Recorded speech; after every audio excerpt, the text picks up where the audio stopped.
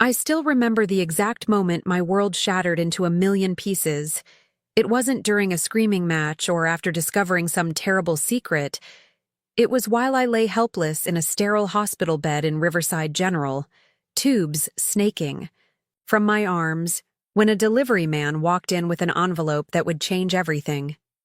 What my husband Marcus couldn't have possibly known was that the signature at the bottom of my lawyer's business card would soon turn his calculated betrayal into the biggest mistake of his life. Before we dive back in, let us know in the comments where you're watching from. And if this story resonates with you, don't forget to subscribe, because tomorrow's story is something truly special I can't wait to share. The fluorescent. Lights above my bed hummed their monotonous tune as I stared at the manila envelope in my trembling hands. 3 weeks I'd been here in Portland's most prestigious medical facility, fighting for my life after what doctors initially thought was a routine gallbladder surgery turned into a nightmare of complications and infections. 3 weeks of Marcus promising me everything would be okay, that he'd handle everything at home, that I should just focus on getting better. The irony was almost laughable now. There I was, literally fighting to stay alive, while the man who'd sworn to love me in sickness and in health was apparently filing paperwork to abandon ship at my most vulnerable moment. The envelope felt heavier than it should have, weighted with 7 years of marriage that were about to be legally dissolved by a man who couldn't even be bothered to tell me to my face. Before we dive deeper into this story, I want you to know that what you're about to hear isn't just about betrayal. It's about what happens when someone underestimates the wrong person at exactly the wrong time. If this story resonates with you, make sure you're subscribed, because tomorrow I have something even more shocking saved for you. Now, let me tell you how Marcus Thompson learned that some battles you simply can't win. I'd been admitted to Riverside General after collapsing during what should have been a routine day at my consulting firm, Meridian Strategies, in downtown Portland. The pain had been building for weeks, but like the dedicated workaholic I'd always been, I'd pushed through it, attributing it to stress from our latest client acquisition. Marcus had been supportive then, driving me to the emergency room himself, holding my hand as they wheeled me into surgery. What I didn't know was that while I was unconscious on that operating table, fighting infections that would keep me hospitalized for weeks, Marcus was already consulting with his attorney about the fastest way to dissolve our marriage and protect his assets. The man I'd trusted with my business decisions, my financial planning, and my heart had apparently seen my medical crisis not as a challenge we'd face together, but as an opportunity to escape what he'd decided was an inconvenient marriage. The delivery guy couldn't have been older than 22, probably a college student making extra money, shifted uncomfortably as he watched me sign for the envelope. He knew what he was delivering. You could see it in his eyes. That mixture of pity and discomfort that comes from being the messenger in someone else's worst day. "I'm really sorry, ma'am," he mumbled before practically fleeing from my room, leaving me alone with what felt like a ticking bomb in my hands. I didn't open it immediately. Something in my gut already knew what those papers contained, and I wasn't ready to make it real yet. Instead, I stared out the window at the Columbia River flowing endlessly toward the ocean, wondering how many other people were having their lives dismantled while they watched that same water flow by. The nurses had been commenting on my remarkable recovery lately, how my vital signs had stabilized, how the infections were finally clearing up. Apparently, my body was healing just in time for my heart to be systematically destroyed. When I finally broke the seal and pulled out those documents, the words "petition for dissolution of marriage" seemed to float off the page like some kind of cruel joke. Marcus had been thorough, I'll give him that. Every asset, every investment, every piece of property we'd accumulated during our 7 years together was listed with the cold precision of someone who'd clearly been planning this for far longer than my 3-week hospital stay. But what made my blood run cold wasn't just the divorce petition itself, it was how he'd structured it. Our house in the prestigious Hawthorne district, the one I'd saved for and negotiated the purchase of before we even got married, He wanted to force a sale and split the proceeds. My consulting business, the company I'd built from nothing into, a 7-figure enterprise while he focused on his real estate career, he was claiming partial ownership based on strategic guidance and financial support. Even my grandmother's antique jewelry collection, pieces that had been in my family for generations, were listed as marital assets subject to equitable distribution. The audacity was breathtaking. Here I was, literally fighting for my life in a hospital bed, and Marcus had calculated that this was the perfect time to dismantle everything I'd worked for and claim it as his own. He'd even included a sticky note from his lawyer, Connor Walsh from Walsh & Associates, requesting an expedited response due to the client's desire for a swift resolution. Swift resolution. As if 7 years of marriage were nothing more than a business transaction that had run its course. What Marcus didn't know, what he couldn't have possibly known as he sat in Connor Walsh's office planning my financial destruction, was that the name at the bottom of my attorney's business card would soon make him wake up in cold sweats. Because while he'd been calculating how to maximize his takeaway from our marriage, I'd been quietly building something he'd never even noticed. The monitor next to my bed started beeping faster as my heart rate spiked. But for the first time in weeks, it wasn't from pain or infection. It was from something much more powerful. The crystal-clear realization that my loving husband had just made the most catastrophic miscalculation of his entire life. It took a lot of care and time to prepare and narrate this for you. So if you're enjoying it, a quick subscribe really helps and means the world to us. All right, let's get back to it. To understand how Marcus Thompson made such a catastrophic error in judgment, you need to know who we were before that envelope arrived.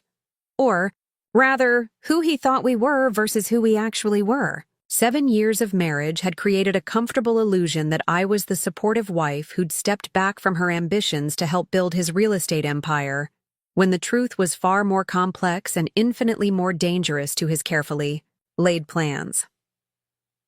I met Marcus at a networking event in downtown Portland back in 2016. I was 28, fresh off launching Meridian Strategies after leaving my corporate consulting job at McKinsey & Company. He was 31, charming, ambitious, and working his way up at Cascade Realty Group, one of Portland's most prestigious firms. What attracted me wasn't just his confidence, though he had that in spades. It was how he seemed genuinely impressed by my business acumen and entrepreneurial drive. Those early months were intoxicating. Marcus would brag to his friends about his brilliant girlfriend who's building her own consulting empire. He'd bring clients to the upscale restaurants where we'd have dinner, casually mentioning my strategic work with Fortune 500 companies. I was his trophy in the best possible way, not because of how I looked, but because of what I'd accomplished. It felt like the perfect partnership of two ambitious professionals building something together. The proposal came 18 months later, right on schedule according to Marcus's carefully planned life timeline. He'd taken me to Multnomah Falls, that iconic Oregon waterfall where countless Portland couples had gotten engaged before us. The ring was flawless, a 2-carat solitaire that he'd selected with the same meticulous attention to detail he brought to his real estate deals. "I want to build an empire with you, Isabella," he'd said, using my full name the way he did when he was being serious. "Your business mind and my market knowledge will be unstoppable." I should have paid more attention to the phrase build an empire with you, because Marcus had very specific ideas about what role each of us would play in that empire. The shift was subtle at first, so gradual that I didn't recognize it as manipulation until it was far too late. It started with innocent suggestions about optimizing our tax situation by restructuring some of my business finances. Then came the gentle pressure to add his name to various accounts for simplification purposes. Marcus was brilliant at making control feel like collaboration. When I landed my biggest client in 2019, a tech startup that needed strategic guidance for their IPO, he suggested celebrating by buying our dream house in the Hawthorne district.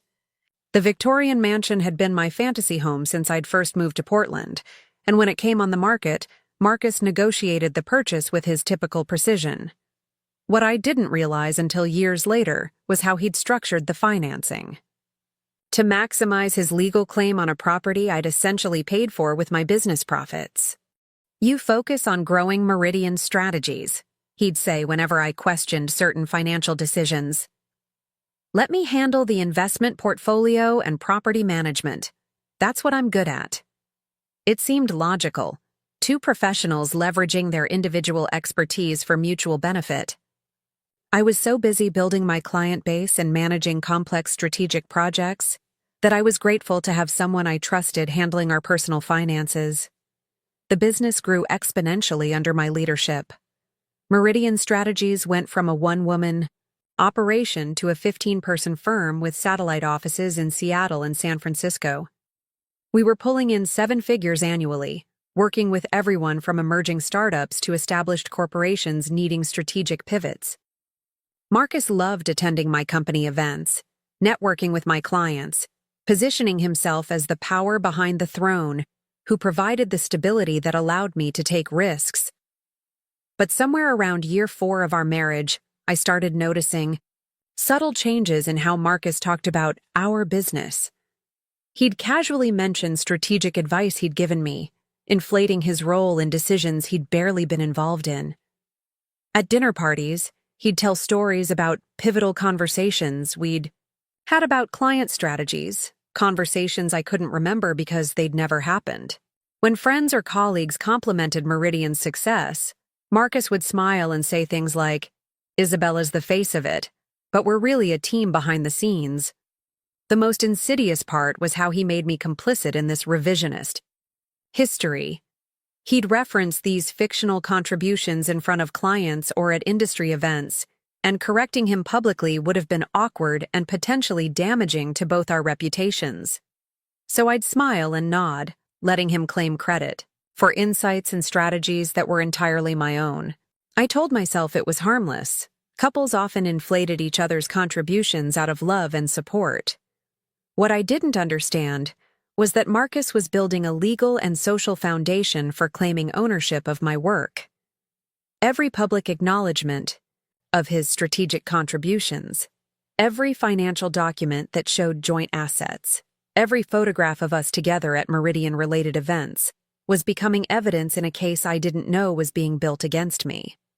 The warning signs were there, scattered throughout our last 2 years together like breadcrumbs I was too busy to follow. Marcus's increasing interest in my client contracts and revenue projections. His suggestions about protecting our assets through various legal structures. His insistence on attending meetings with my accountant and lawyer. The way he'd casually mention how much we'd built together whenever Meridian's valuation came up. But I was completely, utterly blind to what was coming. I thought Marcus was proud of our success. I believed his interest in my business came from love and partnership. I trusted him with everything, my finances, my legal decisions, my vulnerable moments when clients were difficult or business challenges seemed overwhelming. That trust was about to become the weapon he used to try, to destroy everything I'd built. I needed another week in the hospital after the divorce papers arrived. Not because of my medical condition, that was actually improving rapidly, but because the stress of Marcus's betrayal triggered a setback that had my doctors genuinely concerned. My blood pressure spiked, my heart rate became erratic, and the ET infections that had been retreating suddenly flared up again. It was as if my body was refusing to heal while my mind processed the magnitude of what my husband had done. During those additional 7 days, I had nothing but time to piece together the full scope of Marcus's deception. And what I discovered, lying in that sterile room with nothing but my laptop and a growing sense of dread, was that the divorce papers were just the tip of an iceberg that went much deeper than I'd ever imagined. It started with something small, a discrepancy in our joint savings account that I noticed while reviewing financial statements my assistant had brought from the office. There should have been $847,000 in our primary account, money we'd been saving for a potential real estate investment. Instead, there was $127,000. When I called the bank, They informed me that Marcus had made several large transfers over the past 4 months, moving funds to accounts I'd never heard of. That's when I started digging deeper, and what I found made my stomach turn.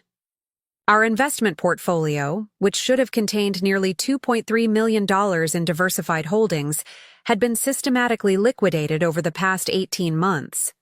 Marcus had been selling off stocks, bonds, and mutual funds, always in amounts, just small enough to avoid triggering alerts that would have required my signature. He'd forged my initials on dozens of documents, creating a paper trail that showed my apparent consent to these transactions. But the financial betrayal was just the beginning. As I delved deeper into our shared accounts and documents, I discovered that Marcus hadn't just been stealing our money, he'd been actively undermining my business for over a year. Using passwords he'd somehow obtained, he'd been accessing my client communications, copying proprietary methodologies I'd developed, and downloading strategic plans that represented years of my intellectual work.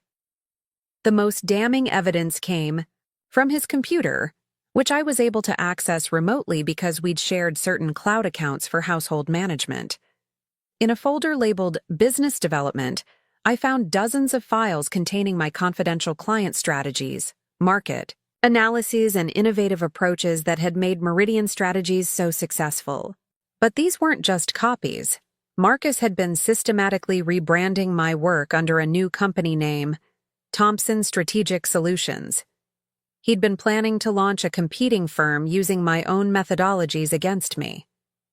The business registration documents showed he'd filed the paperwork 3 months ago, right around the time he'd started pressuring me to take on more clients and expand Meridian's operations. He'd been encouraging me to overextend myself and my team, knowing that if I was stretched too thin, his new company could swoop in and steal clients with strategies I'd developed. The betrayal went even deeper than corporate espionage. Marcus had been conducting what could only be described as a campaign of strategic sabotage against my reputation in Portland's business community. I found email threads where he'd been subtly undermining my credibility with industry contacts, suggesting that my recent success was due to market timing rather than skill, and that Meridian Strategies was overvalued and due for a correction. He'd been having lunch meetings with my competitors, ostensibly as social networking, but actually to share intelligence about my client base and upcoming projects. One particularly devastating email chain showed him discussing my upcoming medical issues with Gerald Hoffman, the CEO of Cascade Strategic Group, my biggest competitor. This conversation had taken place 2 weeks before I was even hospitalized, which meant Marcus had been planning to use my health crisis as a business opportunity long before it actually happened. But perhaps the most chilling discovery was a detailed timeline Marcus had created, mapping out what he called his transition strategy. The document outlined how he planned to file for divorce during my hospitalization, when I'd be least capable of mounting effective resistance. It included strategies for claiming partial ownership of Meridian Strategies, forcing the sale of our home, and liquidating assets before I could recover enough to protect them. The timeline even included contingency plans for different scenarios. If I recovered quickly, he'd claim the divorce was mutual and amicable, positioning himself as the supportive ex-husband who was helping me through a difficult transition. If my recovery took longer, he'd argue that my medical condition made me unfit to run a consulting business, justifying his claims to ownership and control. Marcus had literally planned to weaponize my illness against me, timing his betrayal for maximum financial advantage while ensuring I'd be too physically and emotionally compromised to fight back effectively. The cruelty was breathtaking in its calculation. This wasn't a spur-of-the-moment decision driven by relationship problems, but a methodical demolition of everything I'd worked for, timed to coincide with my greatest vulnerability. The email that broke me was one he'd sent to his brother Jake just 3 days after I'd been admitted to the hospital. "Isabella's medical situation is actually perfect timing," he'd written. "She'll be dealing with recovery for months, which gives me a clear runway to establish Thompson Strategic and lock in the divorce terms before she's mentally sharp enough to see what's happening. By the time she's back on her feet, it'll be too late to do anything about it. As I read those words, lying in a hospital bed with IV tubes still attached to my arms, I felt something fundamental shift inside me. The woman who'd trusted Marcus with everything, who'd believed in our partnership and shared dreams, died in that moment. What emerged in her place was someone Marcus had never met and couldn't have prepared for. Someone who'd been systematically underestimated and was about to become very, very dangerous. Because what Marcus didn't know, what he couldn't possibly have discovered despite all his spying and planning, was that Isabella Chen wasn't just a successful consultant with a growing firm. I was also the daughter of David Chen, one of the most feared litigation attorneys on the West Coast, and the goddaughter of federal judge Patricia Yamamoto. Marcus thought he was divorcing a vulnerable woman with a small business. He was about to discover he'd declared war on a family that had been winning legal battles since before he was born. The moment of clarity came at 3:17 a.m. on a Tuesday, exactly 8 days after Marcus had served me those divorce papers. I'd been lying awake for hours, my mind racing through everything I'd discovered about his systematic betrayal, when something shifted inside me like a gear clicking into place. The victim who'd been crying into hospital pillows for over a week suddenly vanished, replaced by someone Marcus had never encountered during our 7 years together, the strategic mastermind who'd built a multi-million-dollar consulting firm from nothing. I reached for my phone and dialed a number I'd memorized but never called. It rang twice before a familiar gravelly voice answered, despite the ungodly hour. "Isabella? What's wrong, sweetheart?" My father's voice carried that immediate alertness that comes from decades of handling legal emergencies. David Chen didn't sleep soundly when family was in crisis. "Dad, I need you to come to Portland. Tonight, if possible. And I need you to bring the file." There was a pause. My father knew exactly which file I meant. The one he'd been maintaining. For the past 3 years. Ever since he'd quietly run a background check on Marcus after our engagement. Dad had never liked my husband, though he'd been diplomatically silent about his concerns. As one of California's most successful litigation attorneys, David Chen had developed an instinct for reading people that rarely failed him. "I'll be on the first flight out of San Francisco," he said without hesitation. "Do you need me to call Patricia?" Patricia, my godmother, federal judge Patricia Yamamoto, who'd been like a second mother to me since my own mother's death when I was 12. "Not yet, but maybe soon," I replied, feeling the first stirrings of what would become Marcus's worst nightmare. By 6 a.m., I was making a series of phone calls that would set everything in motion. First, I called my assistant Jennifer and asked her to quietly secure all digital files related to Meridian Strategies, changing passwords and creating backup systems that Marcus couldn't access. Then I contacted my business attorney, Susan Rodriguez, and scheduled an emergency meeting for later that week. But the most important call was to someone Marcus had never heard of, despite 7 years of marriage. My college roommate at Stanford, Lisa Park, who'd gone on to become one of the most ruthless divorce attorneys in the Pacific Northwest. Lisa specialized in high-net-worth divorces where one spouse had been hiding assets or engaging in financial deception. Her reputation was so fearsome that opposing counsel often settled rather than face her in court. "Isabella Chen." Lisa's voice carried genuine warmth mixed with professional interest when she heard my situation. "I've been wondering when you'd call. I've been watching your husband's financial activities for the past 6 months. The statement stopped me cold. "What do you mean, watching his activities?" "Your father asked me to keep an eye on things after. Marcus started making some interesting moves in the real estate market. Did you know he's been buying properties under shell companies and listing them as business investments rather than marital assets? We've been documenting everything." Chopped. Revelation that my father had been quietly investigating Marcus for months should have surprised me.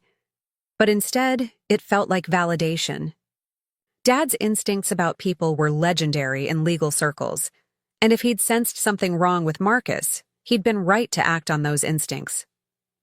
Lisa continued, "We have evidence of at least 14 separate financial irregularities, including some transactions that might constitute fraud. Your husband has been very busy, but also very sloppy. It's almost like he didn't think anyone was watching." That afternoon, while Marcus was presumably at his office planning his new business venture with my stolen intellectual property, I was making decisions that would fundamentally alter the trajectory of our divorce proceedings. Instead of the vulnerable, overwhelmed wife he expected to manipulate, Marcus was about to encounter a coordinated legal response that would make his divorce attorney earn every penny of his considerable fees. The first step was information security. Using techniques I'd learned during my McKinsey days working with companies facing hostile takeovers, I began systematically documenting Marcus's access to my business systems and cutting off his ability to cause further damage. Jennifer worked with our IT consultant to create forensic copies of all systems, preserving evidence of Marcus's unauthorized access while preventing future breaches. Meanwhile, I reached out to my network of business contacts, not for emotional support, but for strategic intelligence gathering. Portland's professional community was surprisingly small and interconnected, and I needed to understand exactly what Marcus had been telling people about our marriage and my business capabilities. The conversations were illuminating and infuriating, in equal measure. Margaret Williams, who ran the city's most exclusive networking group for entrepreneurs, revealed that Marcus had been subtly spreading rumors about my mental health and business judgment for months. "He kept mentioning how stressed you'd been, how the business was taking a toll on your well-being," she told me during a carefully casual phone conversation. "He made it sound like he was concerned about your ability to handle the pressure." This wasn't random gossip. It was strategic reputation management designed to undermine my credibility before the divorce became public. Marcus had been laying groundwork to portray me as an unstable business owner, whose success was largely due to his behind-the-scenes support and guidance. But Marcus had made a crucial error in his campaign of subtle character assassination. He'd underestimated how respected I was in Portland's business community, and how many people had witnessed my capabilities firsthand. When I began making discreet inquiries, I discovered that most of his attempts at reputation damage had actually backfired, making him appear petty and unreliable, rather than achieving his intended effect. The defining moment of my transformation, from victim to strategic opponent, came when my father arrived at Riverside General that evening, carrying a thick manila folder and wearing the expression I remembered from my childhood when he was preparing for trial. David Chen was 62 years old, silver-haired, and possessed of a quiet intensity that had made him one of California's most feared litigators.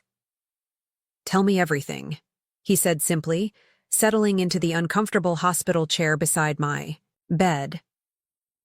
For the next 3 hours, I laid out the full scope of Marcus's betrayal, the financial theft, the business espionage, the strategic timeline for using my hospitalization against me. Dad listened without interruption, occasionally making notes in the legal pad he'd brought, his expression growing darker as the scope of Marcus's deception became clear. When I finished, he opened the folder he'd brought and spread several documents across my hospital table. "I've been investigating your husband since 2021, he said matter-of-factly. "Something about him never sat right with me, so I had Lisa run a comprehensive background check. What we found was interesting enough that I've been monitoring his activities ever since." The documents told a story that made my recent discoveries look amateur by comparison. Marcus had been engaged twice before our relationship, and both previous engagements had ended under suspicious financial circumstances. His first fiancée, a successful architect in Seattle, had discovered significant money missing from their joint accounts just months before their planned wedding. The second, a dentist in Vancouver, had found that Marcus had been using her professional credentials to secure business loans without her knowledge. "He has a pattern," Dad explained, his voice carrying the clinical detachment that made him so effective in court. "He targets successful professional women, gains their trust through apparent admiration for their achievements, then systematically positions himself to benefit from their success while undermining their independence. But the most damaging revelation was still to come. Marcus wasn't just an opportunistic gold digger, he was part of a sophisticated operation. His brother Jake, whom I'd always considered a harmless real estate agent, was actually running a network of men who specialized in targeting and exploiting successful women. They shared strategies, legal tactics, and even client lists, operating like a criminal enterprise disguised as a series of unfortunate relationships. As I absorbed this information, I felt the last vestiges of emotional attachment to Marcus dissolve completely. The man I'd loved, the partnership I'd believed in, the marriage I'd grieved, none of it had ever been real. I'd been a mark from the very beginning, selected and manipulated by someone who'd made a career of exploiting women like me, but Marcus had made one critical miscalculation in selecting me as his target. He'd chosen someone whose family didn't just have money and connections. We had a tradition of destroying people who threatened our own. And I was about to remind him why the Chen family had never lost a legal battle that mattered. The war Marcus had started by serving me divorce papers in a hospital bed was about to become the most expensive mistake of his life. The discharge from Riverside General came exactly 1 week after my father's arrival, but by then, I wasn't the same woman who'd been wheeled into that hospital nearly a month earlier. Dr. Martinez signed my release papers with a smile, commenting on my remarkable recovery and resilience. What he didn't know was that while my body had been healing, my mind had been conducting the most comprehensive strategic campaign of my life. My father had transformed my sterile hospital room into a war room. The small table beside my bed was covered with legal documents, financial records, and surveillance reports that painted a picture of Marcus's activities so damning that even Dad's experienced legal mind seemed shocked by the scope of the deception. Lisa Park had joined us for 3 separate strategy sessions, each one revealing new layers of Marcus's systematic fraud that we could use to destroy him completely. The beauty of our preparation was its invisibility. To any outside observer, I was simply a woman recovering from surgery with supportive family members helping me through a difficult time. Marcus had no idea that every phone call he made, every financial transaction he completed, and every move he made in his preparation for Thompson's strategic solutions was being documented by a team of private investigators my father had quietly deployed. Jennifer, my assistant, had become an invaluable intelligence asset without even realizing it. When she'd come to visit me in the hospital, I'd asked her to handle what seemed like routine business maintenance, updating security protocols, backing up client files, and reviewing our financial systems for any irregularities. What she'd actually done was create a comprehensive audit trail of Marcus's unauthorized access to Meridian Strategies' proprietary information, complete with timestamps and digital fingerprints that would be admissible in court. The most crucial element of our preparation involved Patricia, my godmother, and federal judge. Dad had briefed her on Marcus's activities during a carefully casual dinner in San Francisco, and while she couldn't directly intervene in our divorce proceedings, she could ensure that certain information reached the appropriate regulatory authorities. Marcus's pattern of targeting successful women wasn't just morally reprehensible. It potentially violated several federal laws regarding financial fraud and conspiracy. But the masterpiece of our strategic preparation was something Marcus would never see coming. We'd been building a comprehensive case not just for divorce, but for criminal prosecution. His systematic theft of my intellectual property, combined with the forged signatures on financial documents and the coordinated effort with his brother's network, constituted a federal crime that could result in serious prison time.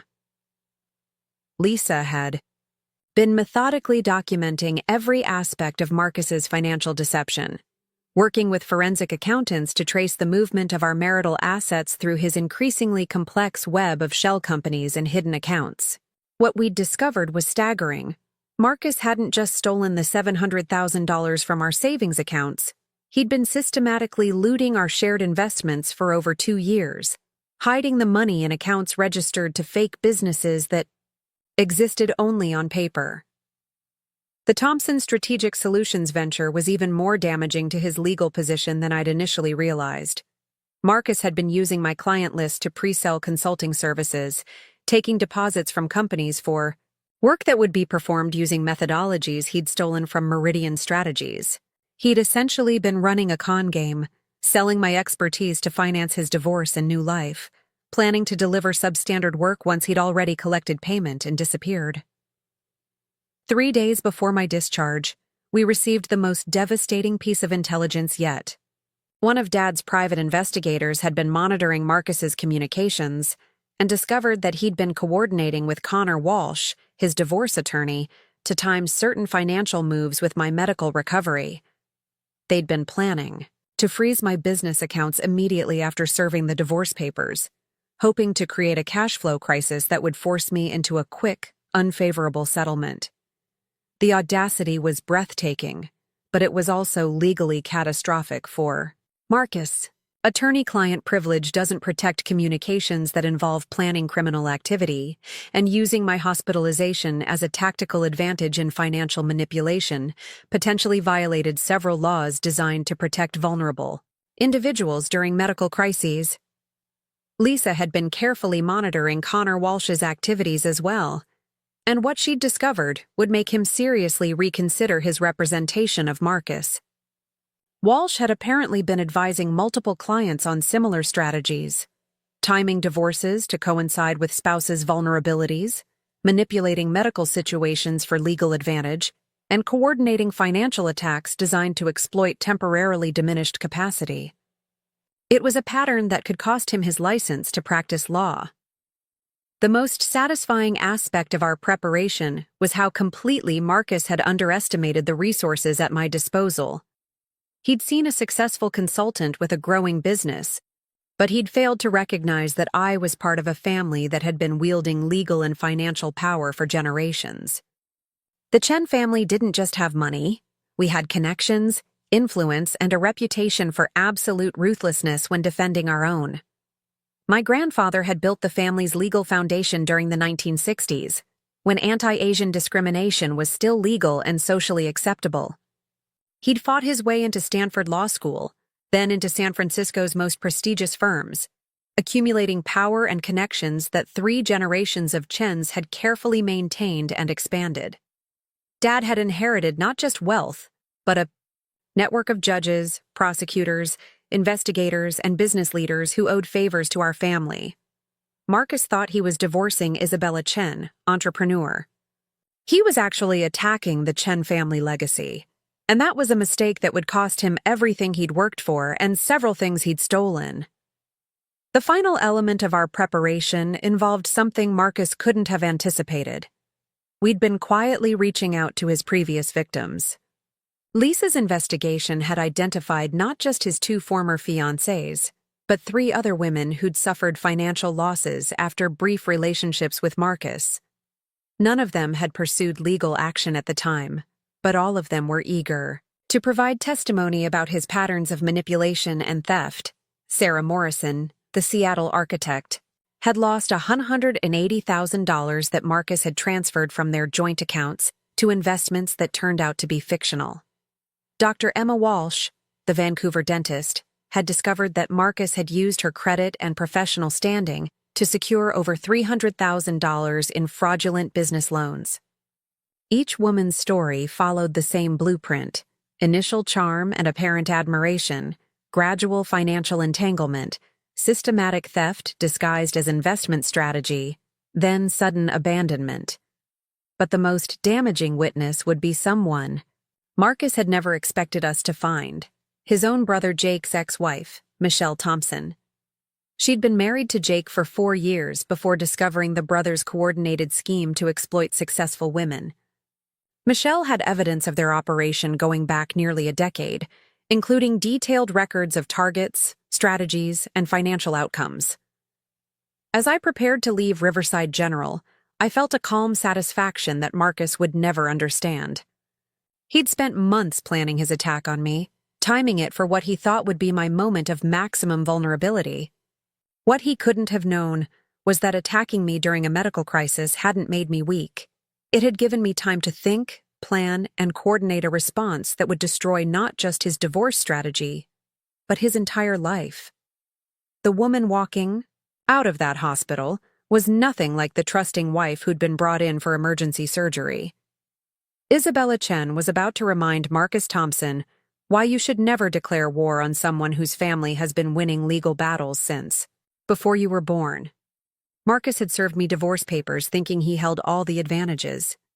Tomorrow he was going to discover that he'd actually handed me every weapon I needed to completely annihilate him.